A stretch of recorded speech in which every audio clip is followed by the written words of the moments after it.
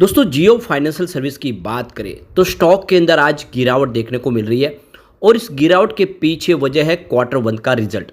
अब quarter one के result को लेकर लोगों को लग रहा है कि रिजल्ट ठीक नहीं है और यहाँ पे बिकवाली हो रही है, लेकिन यहीं पे सबसे बड़ी गलती कर रहे हैं क्योंकि आज जो डील हो रही है उसमें बड़े फंड हाउस इस लेवल पे जम के खरीदारी कर रहे हैं इस रिजल्ट के बाद और रिटेल इन्वेस्टर जो बिकवाली कर रहे हैं। यानी आप समझ सकते हो कि ये पूरा का पूरा गेम है जिसको आपको समझने की जरूरत है।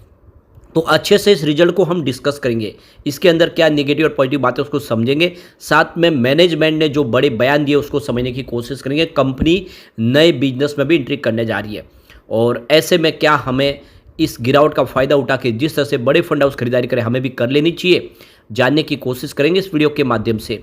लेकिन फ्रेंड उससे पहले अगर आप पहली बार हमारे चैनल पे आए तो चैनल को सब्सक्राइब कर दीजिए, एक बेल आइकॉन दबा दीजिए ताकि जब भी नया वीडियो बने पहला नोटिफिकेशन आपको मिले। वीडियो पसंद आए तो लाइक से जरूर कीजिए। चलो फ्रेंड्स वीडियो स्टार्ट करते हैं। मैं हूँ आपका दोस्त एस.बी. दवे और हमारे अपने चैनल ऑनलाइन कमाई में आपका बहुत बहुत स्वागत है। तो अभी लगभग देख सकते हो कि 11:30-12 का टाइम है। स्टॉक की शुरुआत निगेटिव हुई 350 पर, क्लोजिंग कल की 355 के आसपास थी और जैसे कि रिटेल इन्वेस्टर को काफ़ी डराया गया तो बिकवाली उन्होंने सुबह ही शुरू कर दी। लो बना 346 का, इस समय 347 के आसपास स्टॉक ट्रेड कर रहा है। 2.15% की गिरावट देखने को मिल रही है। अब आप देख सकते हो कि कंपनी ने अपना क्वार्टर वन का रिजल्ट डिक्लेयर किया है, साथ में कंपनी को CIC में कन्वर्ट करने की अपने बिजनेस को अनुमति मिल चुकी है। RBI की तरफ से उनको नोट मिल चुका है, यानी अब कोर इन्वेस्टमेंट कंपनी बनेगी। इसका मतलब यह है कि यह कंपनी आने वाले समय बहुत ही बेहतर प्रदर्शन कर सकती है। अब रिजल्ट की संभावनाओं को एक बार तलाश लेते हैं। तो सबसे पहले अगर हम कंपनी के सेल्स की बात कर ले तो इस बार 418 करोड़ का कंपनी का टोटल सेल्स रहा है। पिछले क्वार्टर में मार्च में भी 418 करोड़ के आसपास सेल्स था और जून 2023 में 414 करोड़ के आसपास सेल्स था। तो कहाँ पे कमी रह गई है?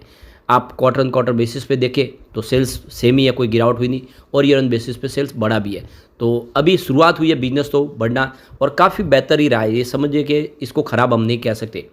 अब कंपनी के खर्च की बात करें तो इस बार 74 करोड़ का टोटल खर्च आया।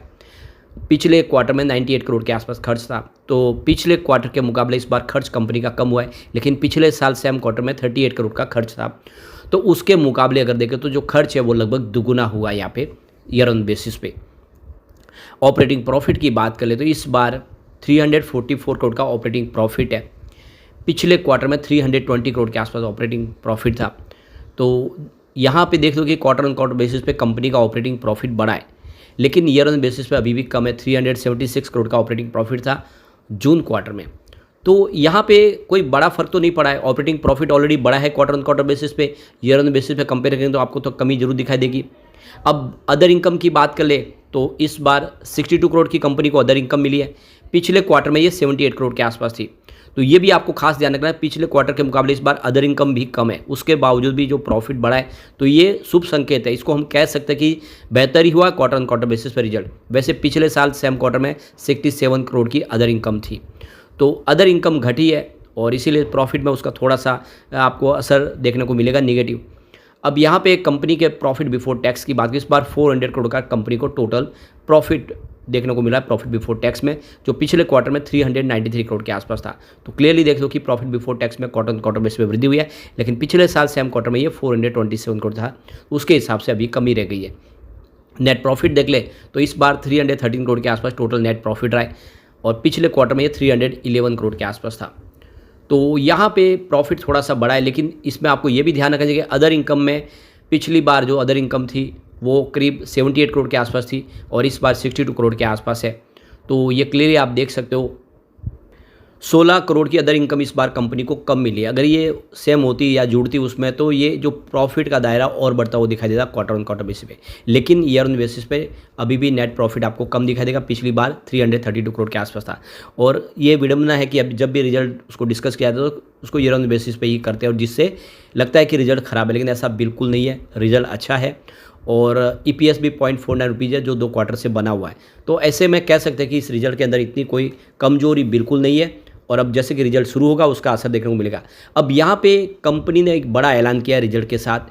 Company loan again mutual fund का बिजनेस शुरू कर चुके हैं, लेकिन अब कंपनी आने वाले समय में लोन अगेंस्ट प्रॉपर्टी भी शुरू करेगी, साथ में लोन अगेंस्ट सिक्योरिटीज, ये भी बिजनेस में शुरुआत हो जाएगी। यानी कंपनी लोन के बिजनेस में बहुत तेज़ी से आगे बढ़ने जा रहे हैं और इसके लिए अब नए प्रोडक्ट लॉन्च किए जाएंगे, शुरुआत की जा सकती है जल्दी ही।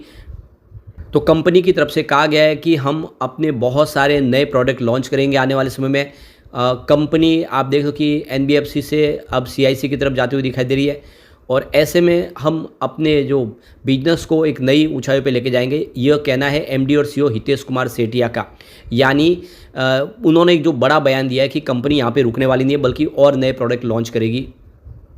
साथ में एमडी की तरफ से ये भी कहा गया है कि कंपनी ने देख सकते हो कि जियो फाइनेंस मोबाइल एप्लीकेशन का बेटा वर्जन लॉन्च किया है और करीब 5 लाख डाउनलोड हो चुके हैं 14 जुलाई तक।